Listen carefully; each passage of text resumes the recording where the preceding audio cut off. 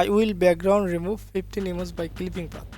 তো উনি কিন্তু কাজটা করতে $5 নিচ্ছে এবং উনি already 1K plus order complete করছে, মানে 1000টারও বেশি অর্ডার কমপ্লিট করছে। সেমভাবে উনিও 201টা অর্ডার কমপ্লিট করছে, উনি 291টা অর্ডার কমপ্লিট করছে, উনি 499টা অর্ডার কমপ্লিট করছে। এরকমভাবেই কিন্তু এইখানে এরকম হাজার হাজার কাজ হচ্ছে এবং যারা কাজ করতেছে তারা কিন্তু অনায়াসে আর্নিং করতেছে। তো এই কাজগুলো বর্তমান মার্কেট প্লেসে খুবই দাম। তো আপনারা এই কাজগুলো কিভাবে করবেন সেটাই আজকে আমি দেখাবো। তো এই কাজগুলো করার জন্য আপনাকে অবশ্যই কিছু পিকচার থাকবে, আপনার বায়ার সেই পিকচারগুলো আপনাকে দিবে, সেই পিকচারের ব্যাকগ্রাউন্ডগুলোকে আপনাকে রিমুভ করে দিতে হবে।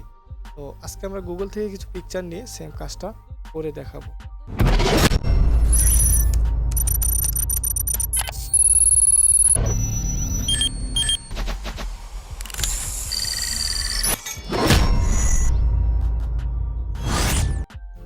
ওকে, ফটোশপ ওপেন করার পর আমরা সেই ছবিটাকে ফটোশপে নিয়ে আসার জন্য এখানে ফাইল থেকে ওপেনে চলে যাব এবং আমাদের সেই পিকচারটা আমাদেরকে ফটোশপে নিয়ে আসব।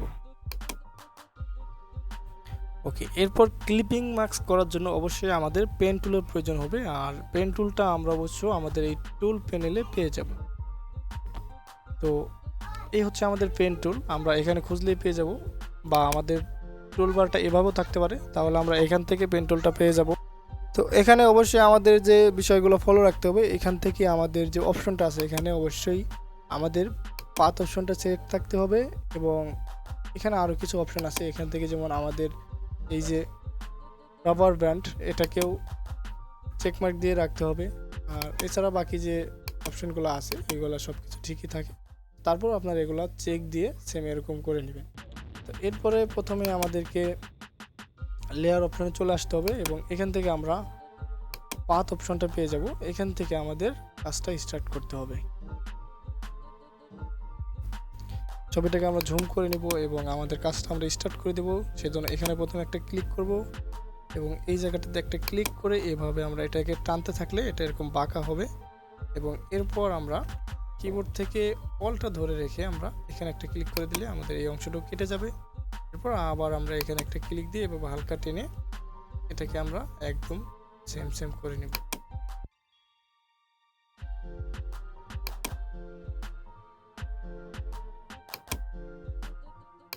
এভাবে যখন আমরা এই পুরো ছবিটাকে সিলেক্ট করতে থাকবো, আমরা অবশ্যই একটা জিনিস ফলো রাখবো, যদি প্রয়োজন হয় আমাদের ছবিটার ভিতরে যদি একটু বেশি অংশ সিলেক্ট হয়ে যায় তাতে কোনো প্রবলেম নেই, কিন্তু ব্যাকগ্রাউন্ড যাতে একটু সিলেক্ট না হয়।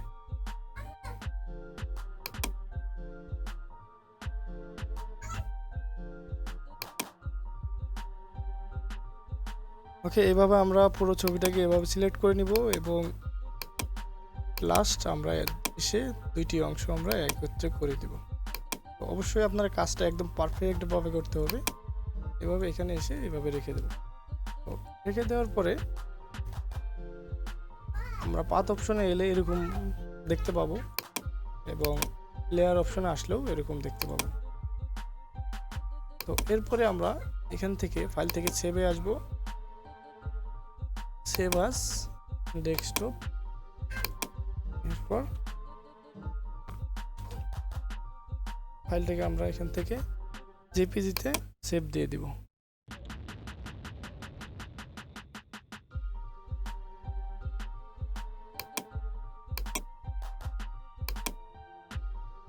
ওকে, এভাবে কাজ করলে কি হয় সেটা বোঝার জন্য আমরা যদি এই ছবিটাকে ক্লোজ করে দেই, এটাকে ক্লোজ করে দেই এবং ওপেন করে আমরা সেই পিকচারটাকে যদি আবার নিয়ে আসি এখানে, তো এখানে আসলে আমরা দেখেন আমরা যে সিলেক্টটা করেছিলাম সেটা কিন্তু অলরেডি এখানে আছে। জেপিজি সেভ করার পরও এটা এভাবে সিলেক্ট থাকে। এবং তো এখানে মিউজিকটা হচ্ছে কি জানেন, মিউজিকটা হচ্ছে এখানে আপনি যখন পেন টুলটা সিলেক্ট রেখে রাইট বাটন ক্লিক করার পরে এই যে ম্যাগ সিলেকশন এখানে ক্লিক করে দিবেন এবং এখান থেকে ওকে প্রেস করে দিবেন, এই হচ্ছে মিউজিক, অটোমেটিক ব্যাকগ্রাউন্ডটা সিলেক্ট হয়ে গেল।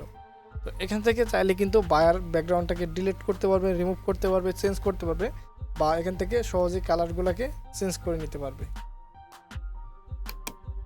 তো এজন্যই ওনারা আমাদেরকে দিয়ে এভাবে কাজগুলো করায়। তো বুঝতে পারতেছেন আসলে বিষয়টা কি। তো ঠিকভাবে আপনারা সেম আমরা যেভাবে জেপিজি সেভ দিয়ে রাখছিলাম ওভাবে জেপিজি সেভ করে কাজটা বায়ারকে বুঝিয়ে দেবেন। এভাবেই বন্ধুরা কাজ করে নিয়মিত আর্নিং করতে পারবেন। আর কাজটা এখন আগেই বলেছি মার্কেটে খুব চলতেছে কাজটা, এবং কাজটা একদম সহজ, ইজি, আর একদম অল্প সময় করা যায়। তো বন্ধুরা আজকে আর নয়, ভিডিওটি ভালো লাগলে লাইক করবেন, আপনার মতামত কমেন্ট করে জানাতে বলবেন না। পরবর্তী টিউটোরিয়াল পেতে অবশ্যই চ্যানেলটি সাবস্ক্রাইব করে পাশে থাকবেন। তো ভালো থাকুন, সুস্থ থাকুন, দেখা হবে নেক্সট টাইমে আরও ভালো কিছু নিয়ে। Ta-ta, bye bye, take care.